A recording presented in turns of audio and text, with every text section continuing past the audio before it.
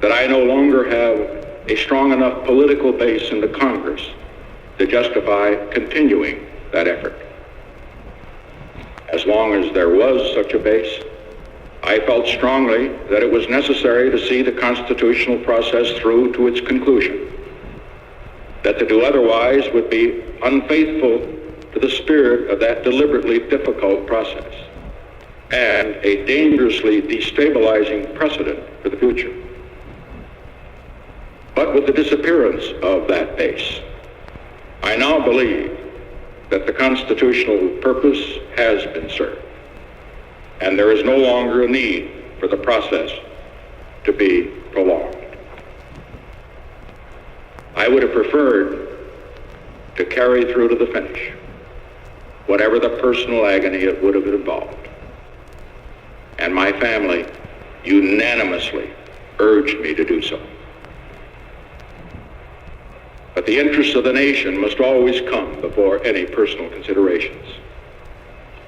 From the discussions I have had with congressional and other leaders, I have concluded that because of the Watergate matter, I might not have the support of the Congress that I would consider necessary to back the very difficult decisions and carry out the duties of this office in the way the interests of the nation will require. I have never been a quitter. To leave office before my term is completed is abhorrent to every instinct in my body. But as president, I must put the interests of America first.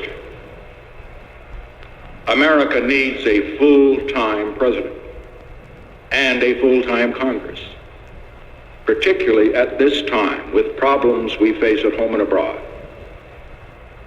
To continue to fight through the months ahead for my personal vindication would almost totally absorb the time and attention of both the President and the Congress in a period when our entire focus should be on the great issues of peace abroad and prosperity without inflation at home. Therefore, I shall resign the presidency effective at noon tomorrow. Vice President Ford will be sworn in as president at that hour in this office. As I recall the high hopes for America with which we began this second term, I feel a great sadness that I will not be here in this office working on your behalf to achieve those hopes in the next 2.5 years. But in turning over direction of the government to Vice President Ford, I know, as I told the nation when I nominated him for that office 10 months ago, that the leadership of America will be in good hands. In passing this office to the Vice President, I also do so with a profound sense of the weight of responsibility that will fall on his shoulders tomorrow, and therefore of the understanding, the patience, the cooperation he will need from all Americans. As he assumes that responsibility, he will deserve the help and the support of all of us. As we look to the future, the first essential is to begin healing the wounds of this nation, to put the bitterness and divisions of the recent past behind us, and to rediscover those shared ideals that lie at the heart of our strength and unity as a great and as a free people. By taking this action, I hope that I will have hastened the start of that process of healing which is so desperately needed in America.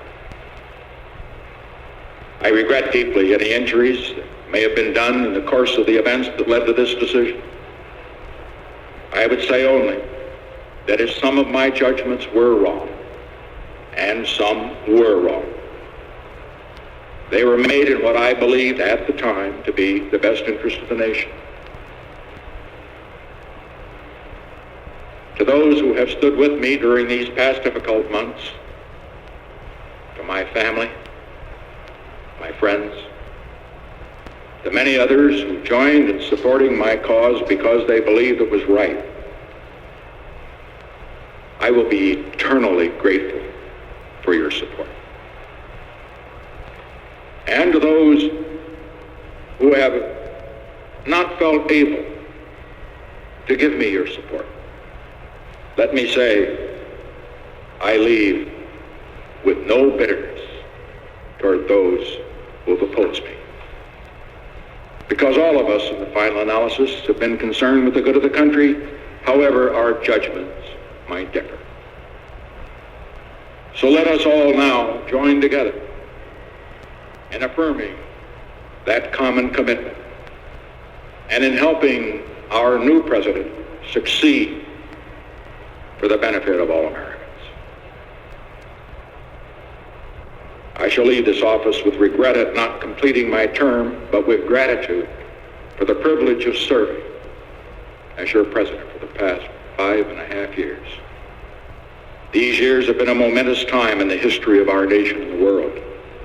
They have been a time of achievement in which we can all be proud.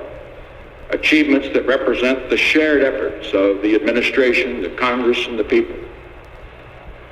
But the challenges ahead are equally great, and they too will require the support and the efforts of the Congress and the people, working in cooperation with the new administration.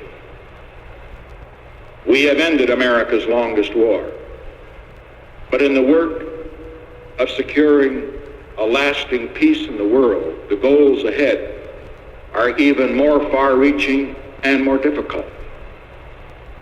We must complete a structure of peace so that it will be said of this generation, our generation of Americans, by the people of all nations, not only that we ended one war, but that we prevented future wars.